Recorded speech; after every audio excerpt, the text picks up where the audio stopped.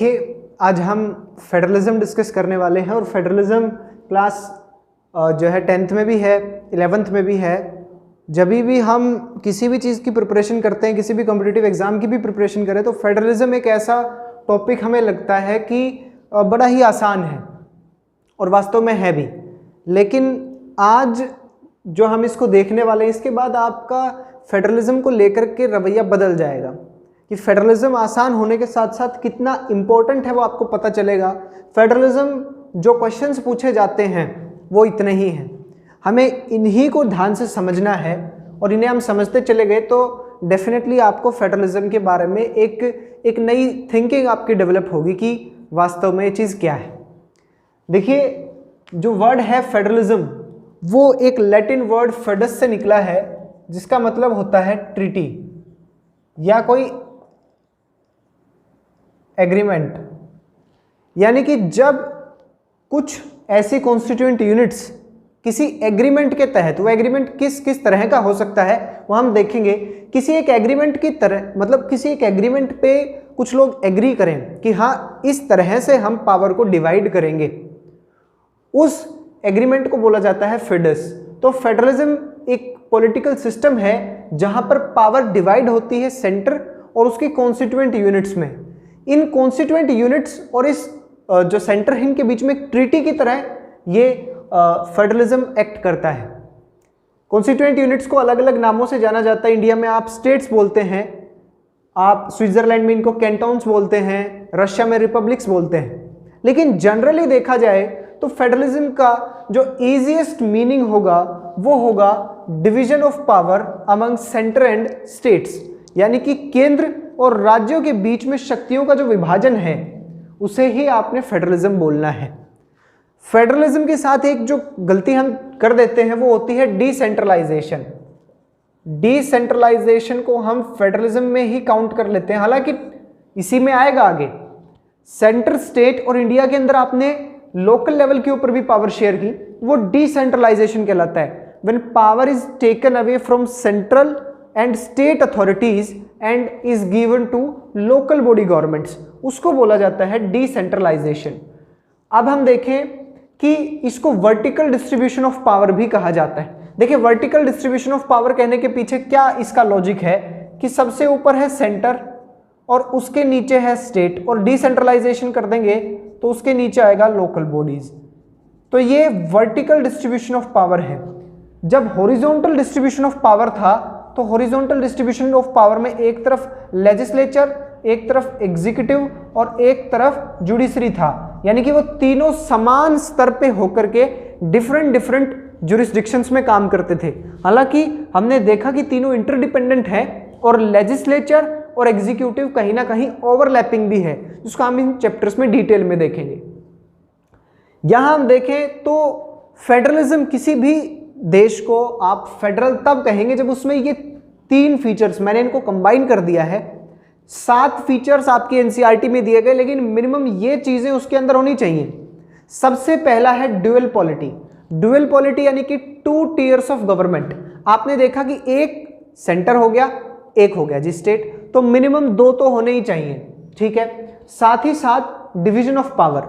अब फेडरलिज्म में हम क्या गलती कर देते हैं, हम कहते हैं कि एक तो फेडरल गवर्नमेंट होगी, तो फेडरल का जो अपोजिट होता है, जो इसका विलोम होता है, वो होता है यूनिटरी। यूनिटरी के अंदर क्या है कि सभी की सभी जो शक्तियां हैं वो सेंटर के पास हैं। हम इसमें ये जब हम लिखते हैं यूनिटरी के बारे में कि यूनिटरी सिस्टम ऑफ गवर्नमेंट क्या है, जहां सेंटर पावरफुल होता है, लेकिन इसका ये मतलब नहीं है वहां स्टेट्स होंगी ही नहीं। ऐसी पॉसिबिलिटी है कि वहां स्टेट ना हो, लेकिन स्टेट्स हैं, लेकिन उनकी पावर्स किसी एक बुक में नहीं लिखी गई, यानी कि किसी कॉन्स्टिट्यूशन में ना लिख करके उसकी पावर्स, यानी कि वो डिपेंडेंट है सेंटर के ऊपर। That system is also called as unitary system.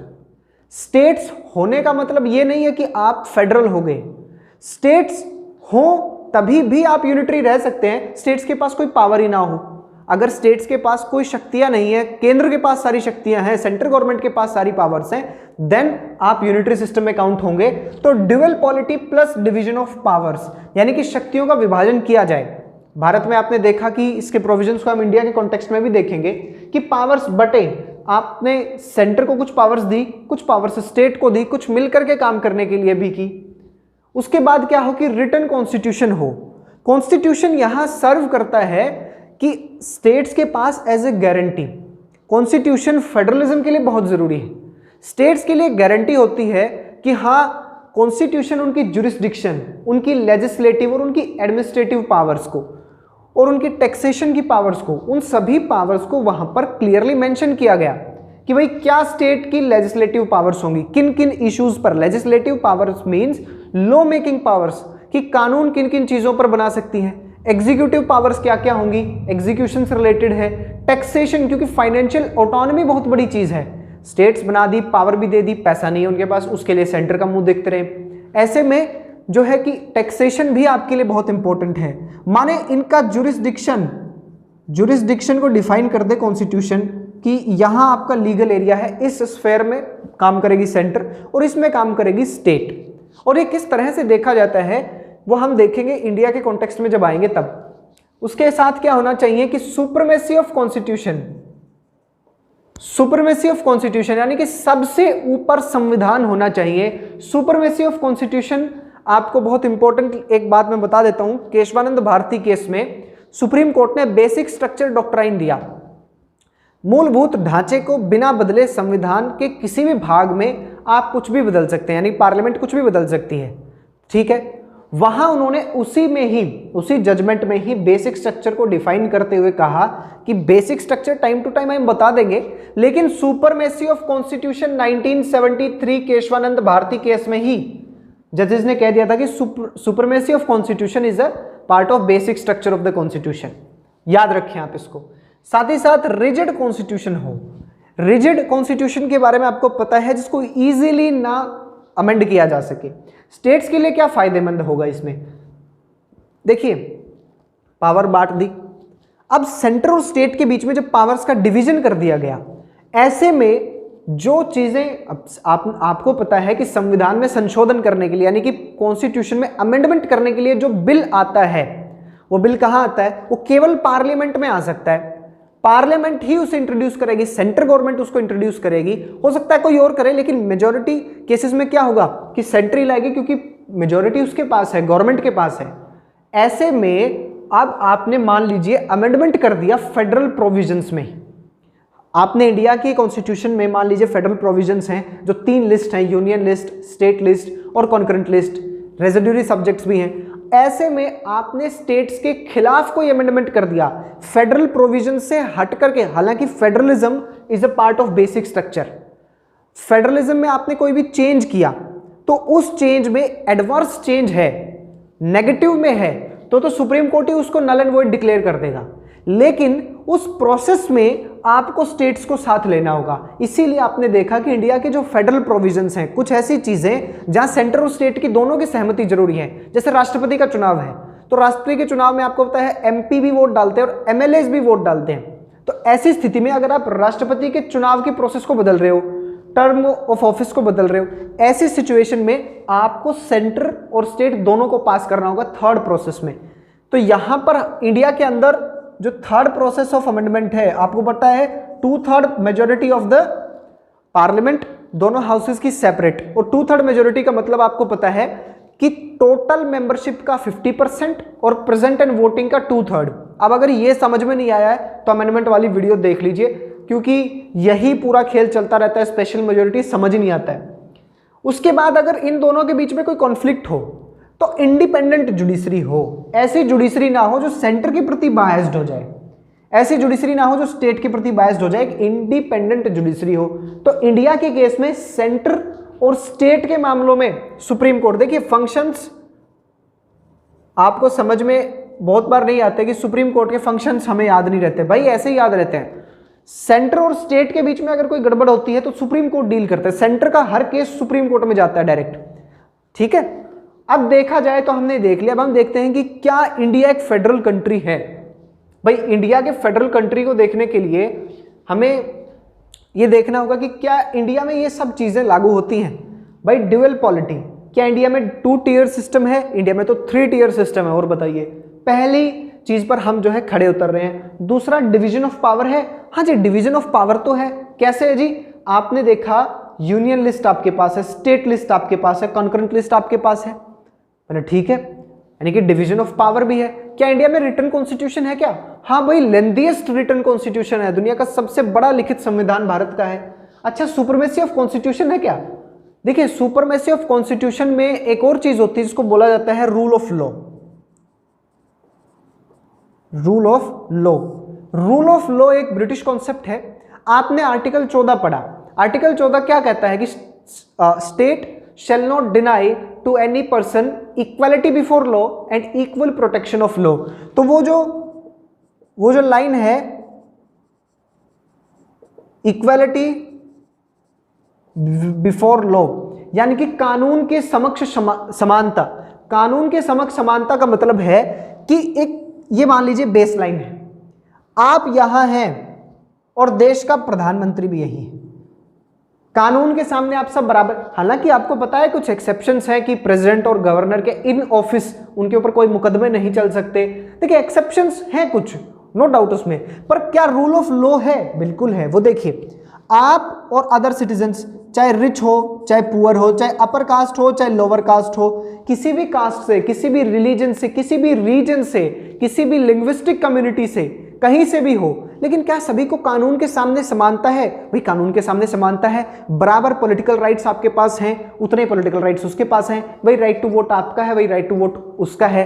तो कानून के समक्ष आप सब समान हैं। तो कानून के समक्ष समान है यानी कि कानून आप सबसे ऊपर है और आप उसके सामने बराबर हैं। So law is above everyone, and when law is above everyone, that means that it is known as the rule of law। कि कानून का शासन है, किंग का रूल ऑफ किंग नहीं है, रूल ऑफ मोनार्क नहीं है, रूल ऑफ प्राइम मिनिस्टर नहीं है। एक्स प्राइम मिनिस्टर्स को भी जेल हुई है। क्या प्राइम मिनिस्टर अगर कानून के सामने बराबर नहीं होते तो क्या इलाहाबाद हाई कोर्ट में जब 1975 में जस्टिस जगमोहन लाल सिन्हा ये कह पाते कि मैडम आपको 6 महीने में फिर से री इलेक्ट होना होगा? क्या वो ये कह पाते? क्या नरसिम्हा राव जी के ऊपर जो है केसेस चल पाते? क्या इस तरह की बातें जो हैं कि प्राइम मिनिस्टर तक को भी कोर्ट में जाना पड़ा? That means everyone is below the law, और कानून सबके लिए समान है। वो इक्वल प्रोटेक्शन ऑफ लॉ में आता है। तो ये रूल ऑफ लॉ। इंडिया में सुपरमेसी ऑफ कॉन्स्टिट्यूशन है। हाँ जी, इंडिया में सुपरमेसी ऑफ कॉन्स्टिट्यूशन है। ये फैक्ट आप डाल सकते हैं कि 1973 के अंदर केशवानंद भारती केस में, और सबसे बड़ी बेंच थी, मैं आपको बता दूं, आज तक की सुप्रीम कोर्ट की 11 जजेस की बेंच थी केशवानंद भारती केस में। उसने ये कहा कि हाँ जी, सुपरमेसी ऑफ कॉन्स्टिट्यूशन है। क्या रिजिड कॉन्स्टिट्यूशन है इंडिया का? हाँ, अगर हम देखें तो इंडिया का कॉन्स्टिट्यूशन रिजिड भी है। इंडियन कॉन्स्टिट्यूशन के जो प्रोविजंस हैं वो सेकंड प्रोसेस और थर्ड प्रोसेस से भी तो चेंज किए जाते हैं। तो आपने देखा कि फ्लेक्सिबल है, हम उसको आगे देखेंगे काजी फेडरल में, लेकिन रिजिडिटी हमारे कॉन्स्टिट्यूशन में है या नहीं, सिर्फ इतना देखना हमें, तो हमें पता चलेगा कि हाँ जी, हमारे कॉन्स्टिट्यूशन में रिजिडिटी है। क्या हमारे पास इंडिपेंडेंट जुडिशरी है? क्या जुडिशरी में किसी का इंटरफेरेंस है? नहीं जी, हमने देखा कि इंडिया की जुडिशरी इंडिपेंडेंट है। आप इंडिपेंडेंट जुडिशरी है, इंटीग्रेटेड जुडिशरी है। तो ऐसे में अगर इंडिया सारी बातों पर खड़ा उतर रहा है, that means India is a federal country. तो हाँ, आप कहेंगे कि इंडिया एक फेडरल कंट्री है। आपसे क्वेश्चन क्या पूछा जा सकता है? प्रूव इंडिया फेडरल कंट्री, या is India a federal country, इस तरह की बात है, या इंडियन फेडरलिज्म के ऊपर कमेंट कीजिए। तो इंडियन फेडरलिज्म पे कमेंट करवाएगा तो ये पूरा आपको लिखना होगा। That will be a very long question जो आप पे नहीं आता है। अगर अब हम देखें कि इंडिया, ये जो हमने बात की थी कि फेडस से निकला है, कि एक ट्रीटी और एग्रीमेंट होती है उन यूनिट्स के बीच में और सेंटर के बीच में। अब हमें देखना है कि वो किस तरह की हो सकती है। 2 तरह की हो सकती है, कमिंग टुगेदर फेडरेशन और होल्डिंग टुगेदर फेडरेशन। इसको बोला जाता है, जब कमिंग टुगेदर की बात आती है तो इसको बोला जाता है वे ऑफ इंटीग्रेशन, और इसको बोला जाता है वे ऑफ डिसइंटीग्रेशन। देखिए, कमिंग टुगेदर का मतलब है कि जब बहुत सारी छोटी छोटी जो है यूनिट्स, बहुत सारे स्मॉलर स्टेट्स जो हैं वो मिल करके और अपनी पावर्स को जो है आप पूल करते हैं। भाई, आमतौर पर देखा जाता है कि मिलिट्री इनकी वीक होती है, इकोनॉमिक बैकवर्डनेस होती है, ये सबके भले के लिए सब लोग मिलते हैं, अपनी सॉवरेनिटी को वहां डालते हैं ताकि अपने आप को मैक्सिमाइज कर सकते हैं, अपने प्रॉफिट्स को। ठीक है। होल्डिंग टुगेदर क्या कहता है? होल्डिंग टुगेदर में देखिए, कमिंग टुगेदर का सबसे पहला एग्जांपल है यूएसए। दुनिया की पहली फेडरल कंट्री यूएस है, और यूएस के अंदर कमिंग टुगेदर फेडरेशन है। होल्डिंग टुगेदर की बात की जाए, होल्डिंग टुगेदर का मतलब होता है वे ऑफ डिसइंटीग्रेशन, यानी कि एक स्ट्रॉन्ग सेंटर वाली कंट्री, यानी कि एक स्ट्रॉन्ग कंट्री जो है जब अपनी पावर्स को डिवाइड कर दे डिफरेंट स्टेट्स के अंदर, दैट इज होल्डिंग टुगेदर, यानी कि डिसइंटीग्रेट किया उसने अपनी पावर्स को, वो खुद नहीं टूटा, बस उसने पावर्स का डिसइंटीग्रेशन किया। और यहां पर इसके एग्जांपल्स में आपने देखा कि इंडिया है और कनाडा है, ठीक है। अब इंडिया के केस में जब हम इसको देखेंगे तो बड़ा आपको समझ में भी आएगा। देखिए इंडिया में फेडरलिज्म को ऑप्ट किया गया, और क्यों ऑप्ट किया गया, दो सबसे मेन रीजंस जो हमारे सामने हैं, उसमें सबसे पहला रीजन है कि इंडिया का साइज बहुत बड़ा, इतने बड़े देश के ऊपर केवल एक यूनिटरी सिस्टम को रख पाना बहुत मुश्किल था। दूसरी बात, यानी कि पहला तो आपने देख लिया कि एडमिनिस्ट्रेटिव कन्वीनियंस, और दूसरा क्या था, डाइवर्सिटी। इतनी सारी डाइवर्सिटी को आपको मैनेज करना है। अब सब कुछ केंद्र के हाथ में है, और मान लीजिए कैबिनेट या जिस पार्टी की सरकार है वो डोमिनेट करती है नॉर्दर्न इंडिया को, उसी के दम पे वो सरकार बना लेती है, तो साउथ के लोग ये महसूस कर सकते हैं कि ये लोग हमें नहीं समझते और हमारी बातों को आगे नहीं रखा जा रहा। ऐसी सिचुएशन में डाइवर्सिटी वाला पॉइंट भी देखना पड़ा। इंडियन फेडरलिज्म में हम थोड़ा सा कॉन्स्टिट्यूशनल स्टेटस देखते हैं। सबसे पहली बात तो कोई भी फेडरल वर्ड यूज नहीं किया गया है, पूरे कॉन्स्टिट्यूशन में फेडरल वर्ड यूज नहीं किया गया है। आर्टिकल 1 जो है वो कहता है India that is Bharat shall be a union of states. अब देखिए फेडरलिज्म जो फेडरल वर्ड है उसका भी हिंदी में संघ बनता है और यूनियन का भी हिंदी में संघ बनता है। देखिए तीन बातें होती हैं, एक होती है यूनियन, एक होती है फेडरेशन और एक होती है कन्फेडरेशन। यूनियन मतलब जिसमें सारी पावर्स केंद्र के पास में है, स्टेट्स हैं तो उनके पास कोई शक्तियां नहीं है और हो सकता है स्टेट्स हो ही ना, ये यूनियन है। फेडरेशन दो तरह से बनती है, होल्डिंग टुगेदर और कमिंग टुगेदर। मेनली जो है होल्डिंग टुगेदर वाली ज्यादा इसमें इंपॉर्टेंट होती है। इसमें स्टेट्स अलग नहीं हो सकती, स्टेट्स के पास पावर तो है लेकिन अलग नहीं हो सकती। कन्फेडरेशन जो है यहां मैक्सिमम ऐसा देखा गया कि कमिंग टुगेदर फेडरेशन है, लेकिन किसी भी समय ये इतना ज्यादा ढीला होता है ये स्ट्रक्चर कि इसमें कभी भी टूट सकते हैं, यानी कि वो कभी भी सिसीड कर सकते हैं। इंडिया के केस में डॉक्टर भीमराव अंबेडकर ने कहा कि यूनियन वर्ड को इसलिए कहा गया है कि पहली बात कि ऐसा कोई एग्रीमेंट नहीं है ये कि स्टेट्स मिलकर के उन्होंने एग्रीमेंट किया कि हाँ जी हम इंडियन यूनियन में रहेंगे। नो, यूएस में जैसे एग्रीमेंट हुआ 50 स्टेट्स के बीच में, यूएस 1776 में इंडिपेंडेंट हुआ तो वहां पर एग्रीमेंट हो गया 50 की 50 स्टेट्स में, ओरिजिनली 13 स्टेट्स थी वहां पर कि हम मिलकर के एक यूनियन बनाएंगे। उन्होंने कहा इंडिया में ऐसा कोई सिस्टम नहीं है, कोई एग्रीमेंट नहीं हुआ है, प्लस में इंडियन यूनियन की किसी भी स्टेट को हम इंडियन यूनियन से अलग होने का अधिकार नहीं दे रहे। स्टेट अलग नहीं हो सकती इंडियन यूनियन से, और हम आगे चल के देखेंगे कि यूनियन में भी उन्होंने बहुत सारी पावर डाली कि यूनिटरी सिस्टम भी मेंटेन रहे। एक ऐसा सिस्टम आइवर जेनिंग्स एक ब्रिटिश एमिनेंट जूरिस्ट रहे, आइवर जेनिंग्स ने कहा कि इंडियन फेडरलिज्म को के लिए उन्होंने वर्ड दिया काजी फेडरल या a federalism with a strong centre. अब हम देखते हैं इसके बारे में और ज्यादा कि लिस्ट की बात की जाए, लिस्ट तो अब हम देखें कि इंडिया में 3 लिस्ट बनाई गई, union list, state list, concurrent list. Union list में 97 सब्जेक्ट्स हैं, स्टेट लिस्ट में 66 सब्जेक्ट्स हैं और कॉन्करेंट लिस्ट में 47 सब्जेक्ट्स हैं।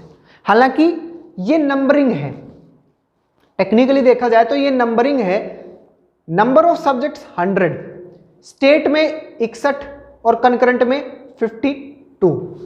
कैसे है कि किसी एंट्री को मान लीजिए 1A करके लिख दिया गया तो काउंटिंग होगी तो 97 तक जाएगी, लेकिन कहीं पर 1A भी है, कहीं पर C लगा के लिख दिया गया तो उस जगह पर आपको देखेंगे तो रियल में 100 है। ये एक्चुअली में ये तो सीधा सीधा है कि 1976 में इंदिरा गांधी जी ने एक अमेंडमेंट किया, 75 में एक अमेंडमेंट किया और उस अमेंडमेंट से कॉन्करेंट लिस्ट में ला दिए 5 सब्जेक्ट, स्टेट लिस्ट के 5 सब्जेक्ट कॉन्करेंट लिस्ट में ला दिए थे।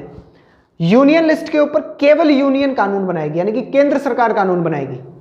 स्टेट लिस्ट के अंदर normal conditions, under normal conditions states exclusively make rule over state list subject. Normal conditions word को याद रखिए। अब ये स्ट्रॉन्ग सेंटर को दिखाएगा बाद में नॉर्मल कंडीशंस। देखिए जब बैठें तो बिल्कुल रिलैक्स होकर के बैठें आप, और एक नोटबुक ले लें, पेन ले लें, और इस उम्मीद से बैठें कि कुछ ना कुछ अच्छा ही जानने को मिलेगा, कोई ना कोई आपके लिए इंफॉर्मेटिव बात ही आएगी आगे। जब आप बिल्कुल ब्लैंक होकर के बैठेंगे ये सीखने की चाहत से कि हाँ कुछ तो सीखने को मिलेगा, तो ज़रूर कुछ ना कुछ आपका उसमें हेल्प होगा। फिर जब बुक पढ़ेंगे तो बहुत आसानी होगी। कॉन्करेंट लिस्ट के ऊपर यूनियन और स्टेट दोनों बना सकते हैं, प्रॉब्लम हुई तो यूनियन की डिसीजन माना जाएगा। रेसिड्यूरी पावर्स यानी कि ऐसी सब्जेक्ट्स जो यूनियन, स्टेट और कॉन्करेंट लिस्ट में नहीं है, उनके अंदर ये पावर होगी सेंटर के पास। स्ट्रॉन्ग यूनियन की ये एक और खास बात है कि जहां स्ट्रॉन्ग यूनियन होता है वहां रेसिड्यूरी पावर्स यूनियन को दी जाती हैं, जबकि स्टेट्स, अगर हम यूएस में देखें तो रेसिड्यूरी पावर्स स्टेट्स के पास है। ठीक है जी। हमने देखा कि इंडियन जो फेडरलिज्म है, अब आपसे पूछा जाए कि Indian federalism is based on which country, आप यूएस का नाम नहीं लेंगे, हम लोग कैनेडियन मॉडल पे हैं। कनाडा 1867 के अंदर फेडरल बना गया 3 रीजन से। सबसे पहला reason way of formation, Canada भी होल्डिंग टुगेदर से बना, इंडिया भी होल्डिंग टुगेदर से बना। कनाडा के अंदर जो है डिवीजन ऑफ पावर अगर हम देखें तो वो किस तरह से है, वो काजी फेडरल है, यानी कि स्ट्रॉन्ग यूनियन कनाडा के अंदर बनाया गया, स्टेट्स को ज्यादा पावरफुल नहीं बनाया गया। और तीसरी बात हम करें तो वहां पर भी यूनियन वर्ड को प्रेफरेंस दी, वहां पर भी फेडरेशन वर्ड को प्रेफरेंस नहीं दी गई। ये 3 रीजन है कि हम कैनेडियन मॉडल से वो करते हैं। एक कंपैरेटिव स्टडी करके देखी जाए अगर यूएस के साथ इंडियन फेडरलिज्म की, तो आपने कुछ हद तक देख लिया, कुछ और भी देखेंगे। वहां रेसिड्यूरी पावर्स किसके पास है, स्टेट के पास। इंडिया में रेसिड्यूरी पावर्स किसके पास है, सेंटर के पास। वहां एक्चुअल में केवल एक ही लिस्ट है, यूनियन लिस्ट, कि केंद्र इन इश्यूज पर कानून बना सकती है, बाकी सारे पे स्टेट बनाएगी। वहां देखा जाए तो हर स्टेट एक एग्रीमेंट की तरह आई, इंडिया में तो हमने खुद उनको पावर दिया है तो कोई एग्रीमेंट नहीं है। यूएस के अंदर कोई स्टेट चाहे तो अलग हो सकती है, इंडिया के अंदर अलग नहीं हो सकती। यूएस के अंदर ड्यूअल सिटीजनशिप है कि आप स्टेट के भी हैं, सेंटर के भी हैं, इंडिया के अंदर वो सब नहीं है। इस तरह के एक कंपैरेटिव स्टडी आप में बन जाएगी इसमें। अब देखिए इंडियन फेडरलिज्म में 2 बातें आती हैं कि इंडियन फेडरलिज्म में कुछ टेंशंस हैं, कुछ कॉन्फ्लिक्ट्स होते हैं बार बार। सबसे पहला कॉन्फ्लिक्ट होता है कि सेंटर स्टेट रिलेशंस। भाई जब पावर्स बढ़ती हैं, अब सेंटर स्टेट के रिलेशंस में अगर सेंटर और मान लीजिए 2 ही स्टेट हैं, एक स्टेट ये है, एक ये है, ए स्टेट और बी स्टेट। अब ए स्टेट में मान लीजिए ये सेंटर है, ये ए स्टेट है, इस ए स्टेट में वही पार्टी रूल कर रही है जो सेंटर में रूल कर रही है, तो ये इसकी बातें मान लेगी, सब कुछ ठीक रहेगा। यहां अपोजिशन है तो इनमें तनातनी रहेगी, क्योंकि ग्रांट्स जब दी जाती हैं, ग्रांट्स जब अलॉट की जाती है तो वो सेंटर के डिस्क्रिशन पर है, entirely depends on the discretion of centre, कि सेंटर के विवेक पे सेंटर किसको दे। तो सेंटर अपने वाले को देगी, इसको नहीं देगी तो ये हाय अल्लाह मचा देंगे कि ये सब गलत है। कोई कानून अगर मान लीजिए बनाना चाहिए तो उस पर विरोध कर देगी। तो सेम पार्टी ना होकर के दूसरी पार्टी की रूलिंग गवर्नमेंट होती है, तो इस तरह की टेंशन आमतौर पर सेंटर स्टेट के बीच में देखने को मिलती है। फिर क्या है कि नॉर्मल कंडीशंस ना हो, उसको हम काजी फेडरल में भी देखेंगे कि कभी कभी सेंटर स्टेट लिस्ट के इश्यूज पर कानून बना देती है। यह भी बहुत इंपॉर्टेंट है, किस तरह से बनाया जा सकता है। बहुत सारे तरीके हैं, जिनमें एक तो यह है, सबसे पहला है कि राज्यसभा एक रेजोल्यूशन पास कर दे, लेकिन 2/3 बहुमत चाहिए वहां पर। राज्यसभा में एक रेजोल्यूशन पास किया जाए कि स्टेट लिस्ट के इस इशू पर केंद्र कानून बनाए। एग्रीकल्चर वाले में आपने देख लिया, एग्रीकल्चर पे उन्होंने क्या किया कि स्टेट लिस्ट का मैटर था एग्रीकल्चर, फार्म बिल्स, तो क्या किया गवर्नमेंट ने कहा, राज्यसभा ने 2/3 बहुमत से रेजोल्यूशन पास किया, बोला जी पास किया, तब ठीक है हम बनाएंगे, उसको बनाना पड़ेगा। अब क्या किया कि इसमें रेटिफिकेशन की भी जरूरत नहीं है, फिर इसमें कुछ नहीं चाहिए, जब राज्यसभा ने पास कर दिया उसको 2/3 मेजोरिटी से, तो करवा लीजिए आप। तो दूसरा क्या है कि 2 स्टेट्स लिख करके दे दे, 2 राज्य अपनी विधानमंडल के अंदर, अपने लेजिस्लेचर के अंदर एक रेजोल्यूशन लाए कि इस स्टेट लिस्ट के इशू पर केंद्र कानून बनाए। 2 राज्य होने चाहिए मिनिमम, वो केंद्र के पास भेज दे, तो सेंटर उस पर कानून बना तो देगी पार्लियामेंट, लेकिन वो उन्हीं पर लागू होगा। वो बाकी पर तब तक नहीं लागू होगा जब तक वो खुद एक रेजोल्यूशन पास करें अपनी लेजिस्लेचर में कि सेंटर के बनाए गए इस कानून को स्टेट में इंप्लीमेंट किया जा रहा है। इस तरह की बातें हम आगे देखेंगे। अब डिमांड फॉर ऑटोनॉमी, कि सेंटर ज्यादा पावरफुल है, स्टेट्स चाहती है कि नहीं यार स्टेट्स वापस आए, वापस हमारे मतलब रिवर्स किया जाए, आप यूनियन की बजाय स्टेट्स के लिए ज्यादा प्रेफर करें, यानी कि स्टेट्स को ज्यादा पावर आप दें। इस तरह की बातें यहां पे की गई। साथ ही साथ वो अपने फाइनेंशियल रिसोर्सेज के ऊपर ज्यादा कंट्रोल चाहते हैं। वो चाहते हैं कि यार रेवेन्यू के रिसोर्सेज हमें दे, ये सेंटर इतने सारे टैक्सेस लगा रहा है, हमें ज्यादा से ज्यादा दिया जाए। हालांकि जो बोटल्ड लिकर है, जो शराब है, उसके ऊपर स्टेट के पास है। साथ ही साथ एडमिनिस्ट्रेशन के ऊपर आपने देखा कि ऑल इंडिया सर्विसेज हैं, आप आईएएस, आईपीएस और आईएफएस को सस्पेंड ही नहीं कर सकते। आप उनके साथ मतलब सस्पेंड कर सकते हैं, वो भी बहुत ग्रेव अनकॉन्स्टिट्यूशनल एक्ट में, लेकिन आप उनका ज्यादा से ज्यादा ट्रांसफर कर सकते हैं बस।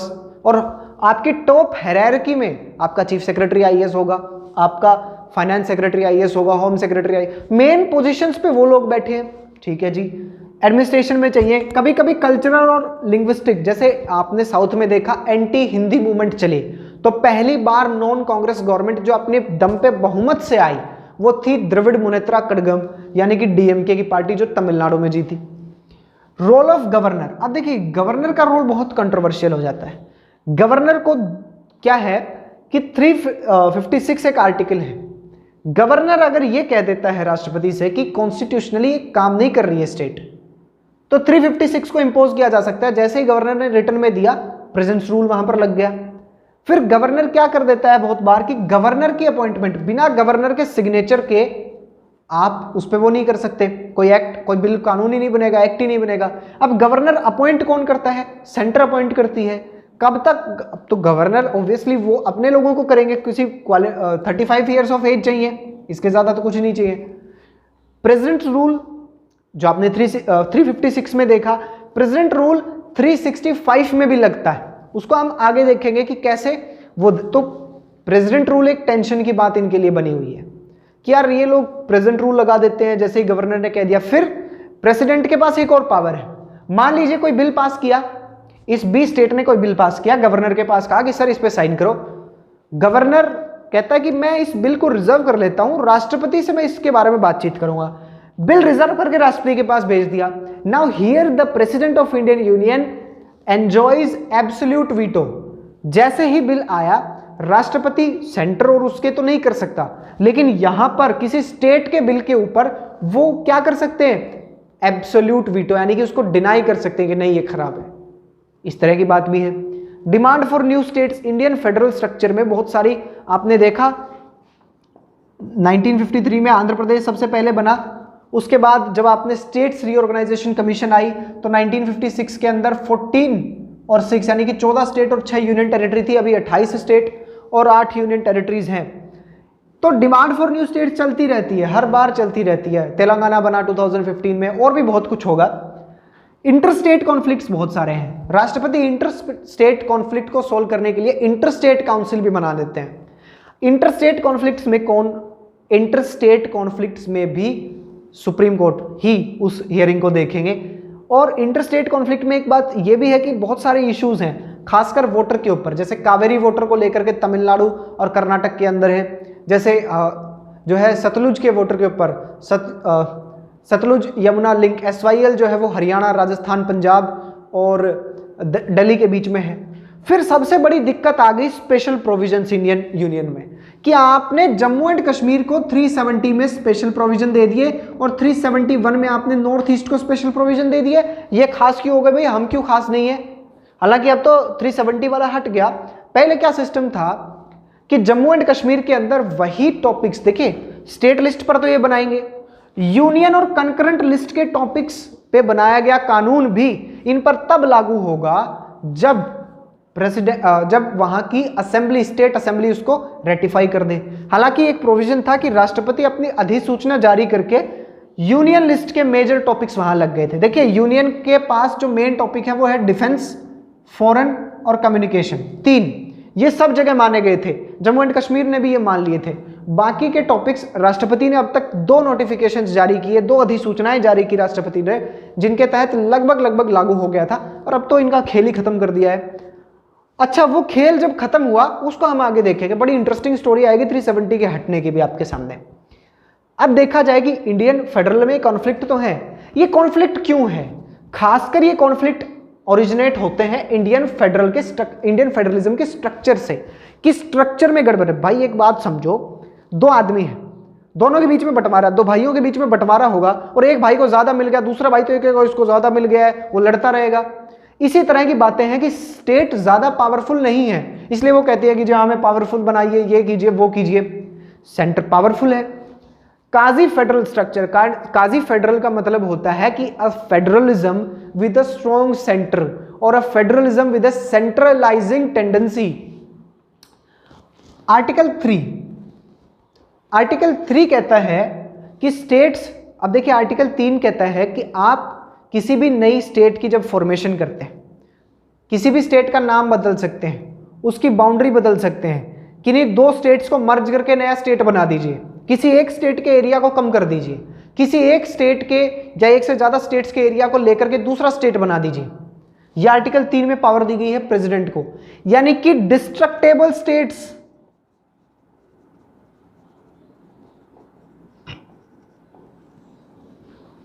इंडियन यूनियन को बोला जाता है, इंडियन फेडरल सिस्टम में है indestructible union of destructible states. Very important line sir, please right it down.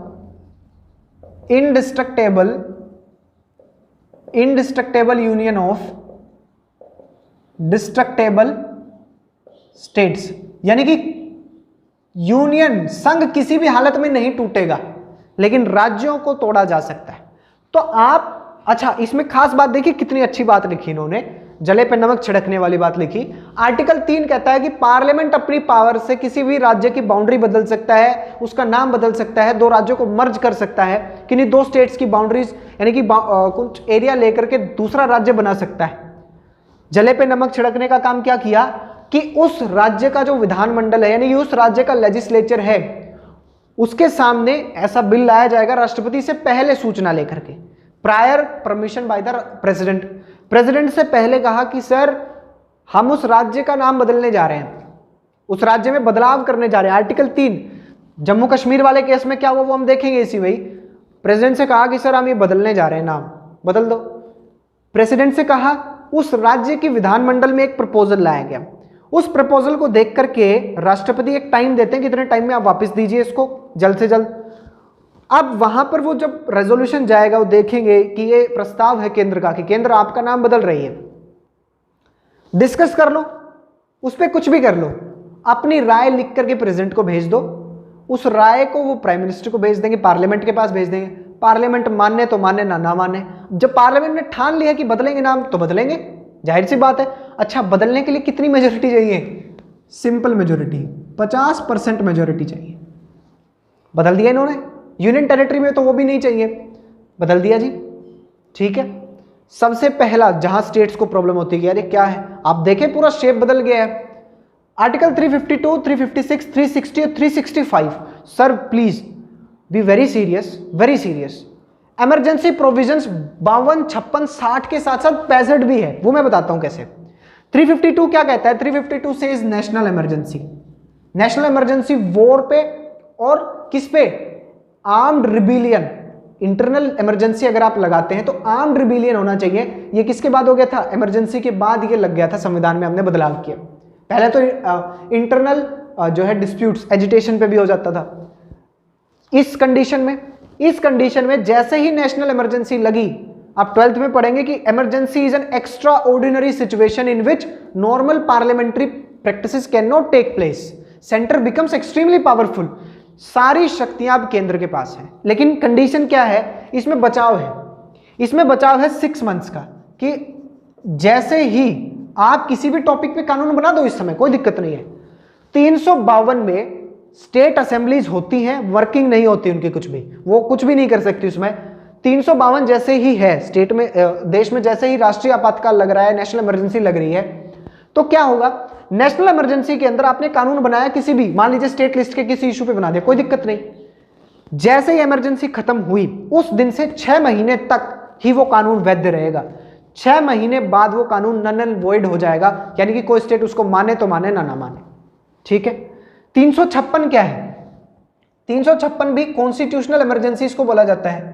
यहां पर क्या बात है कि वो कहते हैं जब गवर्नर ये देखे कि भाई कॉन्स्टिट्यूशनली यहां काम सही नहीं चल रहा है, यहां कॉन्स्टिट्यूशनल मशीनरी फेल हो चुकी है, या तो सरकार अपनी वो बनाने से फेल हो जाए, गवर्नमेंट बनाने से ही फेल हो जाए, या कॉन्स्टिट्यूशन के अकॉर्डिंग काम ना चल रहा हो, इलीगल काम चल रहा हो, तब राष्ट्रपति को गवर्नर कहते हैं कि सर यहां पर या तो सरकार बनी ही नहीं पा रही, यह बात है कि मेजोरिटी नहीं है किसी के पास, या सर कॉन्स्टिट्यूशनली काम नहीं हो रहा है, प्लीज आप स्टेट को टेक ओवर कर लीजिए, और 356 लगा दिया जाता है, राष्ट्रपति शासन लगा दिया जाता है ड्यूरिंग प्रेसिडेंट रूल। अब प्रेसिडेंट रूल 3 साल तक रह सकता है, सिर्फ 3 साल तक, याद रखिएगा 3 साल तक है। और प्रेसिडेंट रूल को आपको हर 6 महीने में पार्लियामेंट से अलाउ करवाना होगा। सिंपल मेजोरिटी की बात है, दोनों हाउसेज में सिंपल मेजोरिटी चाहिए, यानी कि अगर मान लीजिए 200 लोग बैठे हैं तो 101 लोग ये कह दें कि हाँ जी सर आप लगाइए, लगा दीजिए, तो जाहिर सी बात है कि केंद्र इसमें पावरफुल है, सेंट्रल गवर्नमेंट की आप इसमें चल रही है।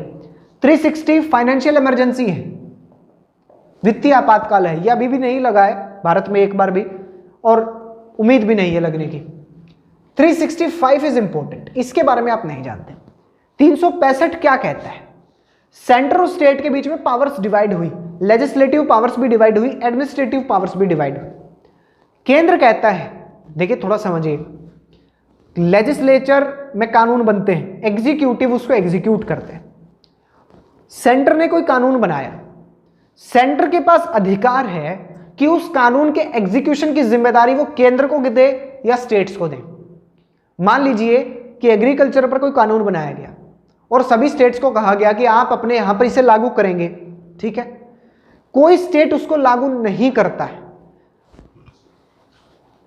तो 257 आता है, आर्टिकल 257(1) कि आप सेंटर की दी गई डायरेक्शंस को फॉलो नहीं कर रहे हैं। सेंटर की दी गई डायरेक्शंस को अगर आप फॉलो नहीं करते हैं, ये कहता है आर्टिकल 257 कहता है कि सेंटर की दी गई जो है डायरेक्शंस उनको आपको फॉलो करना होगा।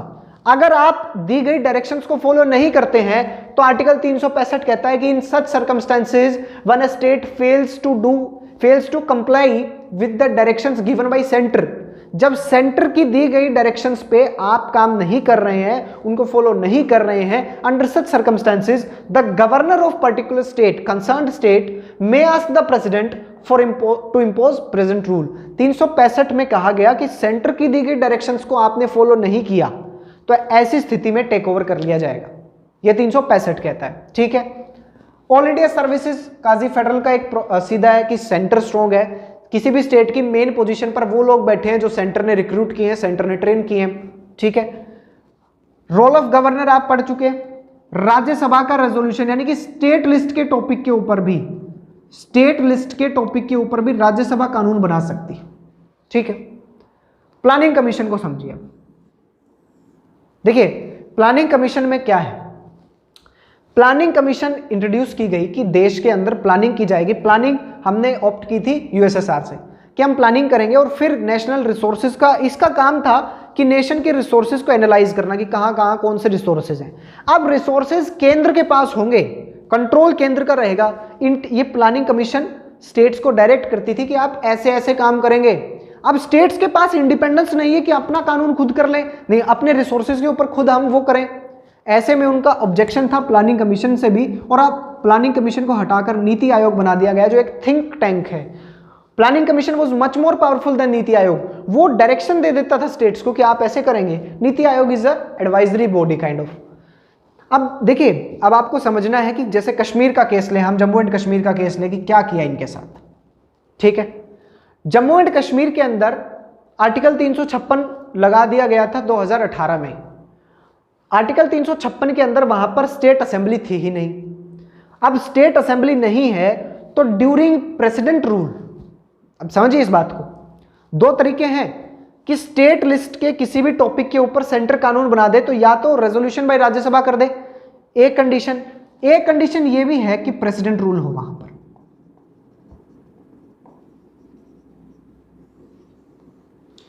वहां इन्होंने क्या किया, प्रेसिडेंट रूल लगाया। प्रेसिडेंट रूल था वहां पर 2018 से ही प्रेसिडेंट रूल था, 3 साल तक लग सकता है इसको, टाइम टू टाइम उन्होंने 6 महीने में वो किया। ये लोग रेजोल्यूशन लेकर के आए कि राज्यसभा में इन्होंने रेजोल्यूशन पास करवाया कि भाई ये कहा गया है कि 370 को हटाने का तरीका क्या है। 370(3) में ये तरीका था कि अगर जम्मू कश्मीर की लेजिस्लेटिव असेंबली 370 को हटाने के लिए मान जाती है तो आप उसको हटा दीजिए। वो कभी मानेंगे ही नहीं, ऑब्वियस सी बात है। इन्होंने कहा कि जम्मू कश्मीर, इन्होंने क्या कहा था कि कॉन्स्टिट्यूएंट असेंबली, कि जम्मू कश्मीर की कॉन्स्टिट्यूएंट असेंबली 370 को हटा सकती है।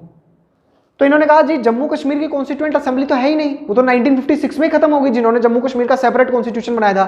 तो सेंटर ने नोटिफिकेशन जारी की और कहा जम्मू कश्मीर की संविधान सभा, कॉन्स्टिट्यूएंट असेंबली का मतलब होगा जम्मू कश्मीर की लेजिस्लेटिव असेंबली, संविधान सभा का मतलब होगा वहां की विधान पालिका, यानी कि लेजिस्लेटिव असेंबली वहां की होगी। नाम ही बदल दिया इसका कि हाँ भाई कॉन्स्टिट्यूएंट असेंबली का मीनिंग होगा लेजिस्लेटिव असेंबली। अब इन्होंने क्या कहा कि लेजिस्लेटिव असेंबली तो है ही नहीं, प्रेसिडेंट रूल है, and what is the provision according to the constitution. तो इन्होंने कहा सर प्रेसिडेंट रूल में तो केंद्र कानून बनाएगा, केंद्र तो कानून बना देगा, ठीक है।